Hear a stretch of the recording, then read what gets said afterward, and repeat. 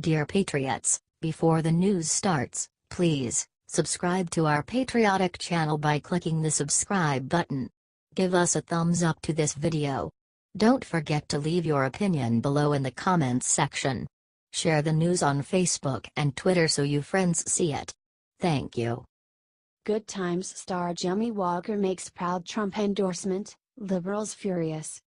Jimmie Walker, former comedian and actor who rose to fame by starring in the 1970s show Good Times, gave President Trump a huge endorsement. His liberal Hollywood friends must be pissed. He described his political party as logical independent. "I'm for probably 90% of the things he does. That means I'm not against Trump, but he makes mistakes, too," he said. He went on to complain that President Trump is attacked way too much. "There's not one positive Trump joke out here," said Walker. "No president has been attacked in recent years, because you couldn't attack Obama because he was black. But Trump, they have come out guns blazing against him.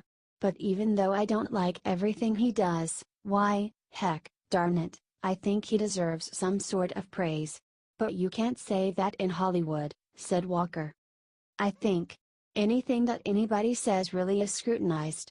It's nothing personal. Everybody takes everything so hard. I think that's really what the problem is. Everybody is too sensitive," said Walker. This isn't the first comment he's made on politics recently. He also defended Bill Maher when liberals attacked him for using the N-word in a joke. "It was a joke," Walker said. "Come on, people. I love Bill Maher. Even though Bill Maher has not put me on his show in about 10 years. Bill Maher is not a racist. Calm down," he said.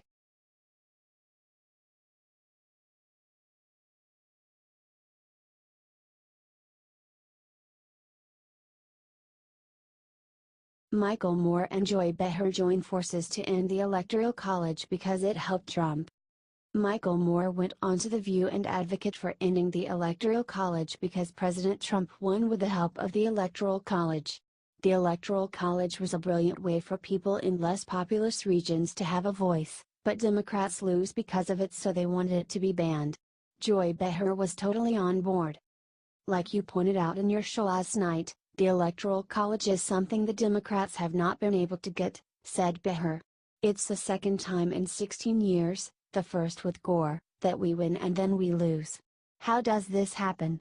"You know?" said Moore. "They steal it, that's why," Behar yelled. "They are like a happily married couple." The Democrats have won the popular vote in 6 of the last 7 presidential elections. The Republicans have only won the popular vote once since 1988. The country we live in actually agrees with the Democrats on the issues. Women should be paid the same as men, there is climate change, there should be a minimum wage, basic things, said Moore. "That's the good news of the country we live in. But we have this archaic thing that's got to go, the Electoral College," said Moore. "They are never going to get it go, because it helps them," said Behar. Moore then admitted that President Trump outsmarted the Democrats. "I mean, it's hard to say this, but he did outsmart us. He was smart enough to go to Detroit. He was smart enough to figure out how to convince 53% of white women to vote for him after the Billy Bush," said Moore.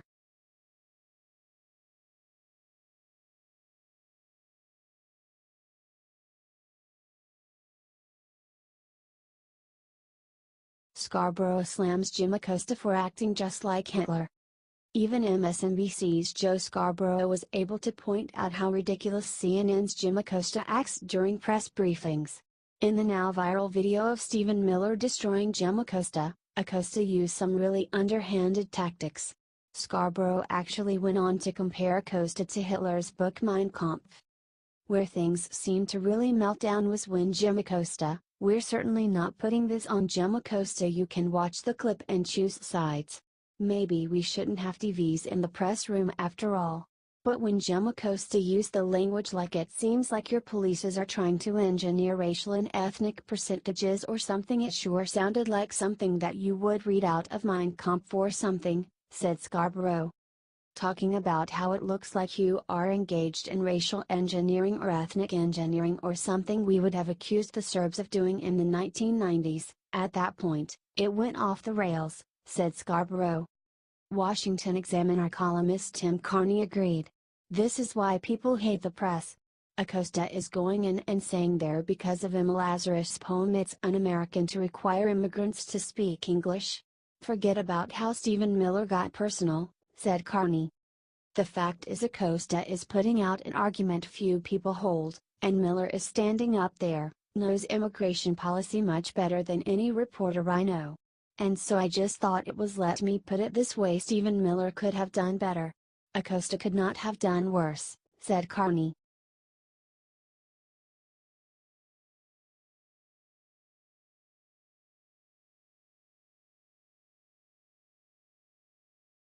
MSNBC's Mitchell claims no white people have ever been hurt by affirmative action, she gets crushed. MSNBC is so furious that President Trump is against affirmative action that they tried to claim that no white person has ever been hurt by it. Wow. MSNBC's Andrea Mitchell invited two guests on from the Washington Post who agreed with her opinion.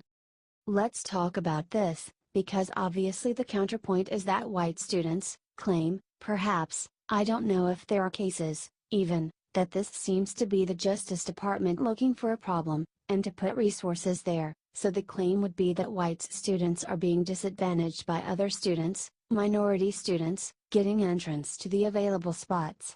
What about the fact that this takes money away from the pursuit of more pressing civil rights cases that are out there? Asked Mitchell. That's a great question. First, just the premise that this is harming white students is wrong on at least two key fronts. There are more white students in college now than ever before. So to suggest that white students are somehow not getting the advantage of higher education is absolutely false, responded Janine Nelson. Legal Insurrection's Mark Finkelstein wrote back against this. He pointed out that there are more white students in college than before is a straw man. White students can still get an education, but they are rejected from superior schools for minority students with lower test scores than them. He went on to point out that an Asian student has to score 450 points higher than a black student to be able to get into the same college. For more, read here.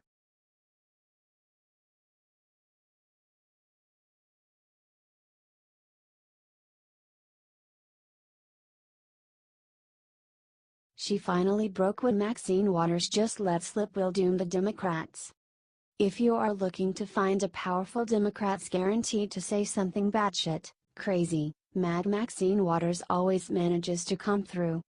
This time, however, what she revealed on the morning radio show The Breakfast Club could literally spell the end of the Democrat Party. Maxine Waters wants to form a political party for African Americans. Now, this is not an overnight takeover she has in mind.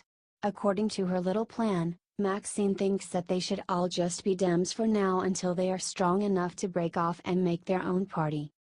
Maxine made it very clear that she wants to see more black people at the polls voting Dem before she is willing to pull the trigger on anything. Apparently, Hillary Clinton did not give her confidence in that realm.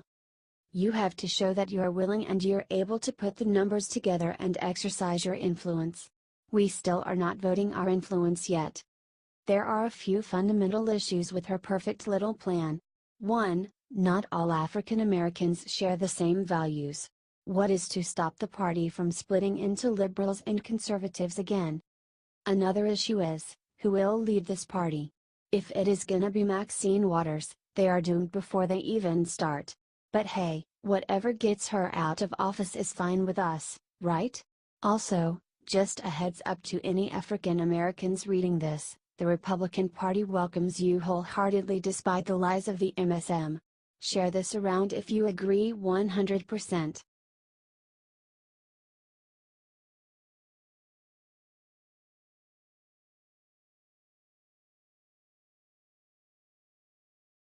Al Gore says Trump's White House is like a popular TV show. He's so wrong. Former Vice President Al Gore may not be as widely hated as thankfully retired politician Hillary Clinton. The two have something in common, though, in that both Democrats lost elections that most media pundits thought they would easily win. Gore has proved to be more obnoxious than Hillary recently by trying to drum up interest in his sequel to Oscar-winning PowerPoint slideshow An Inconvenient Truth. He took time out to malign the administration of President Donald Trump and compare his administration to HBO's Game of Thrones. Said Gore to Chris Hayes on MSNBC's All In, "Last week somebody said it was like the Red Wedding in Game of Thrones, with people coming and going and I'm going to fire everybody, and it was really wild." Fancying himself a comedian, liberal Hayes responded, "But wait, I want to stop you there. Do you watch that like everybody else does and just say, 'What the heck is going on?'" Asked Hal, "You're talking about Game of Thrones or the White House?" Gore's foolish comparison did not go over well with some observers. Wrote an internet commenter about Al's lame discussion with Hayes, "I think I'd rather get a root canal, a catheter insertion, and a colonoscopy, all at the same time, before I'd wanna listen to 30 seconds of the flatulent tuber boring global warmer and the prissy hissy little ignorant girly man talk about anything. Do you agree?"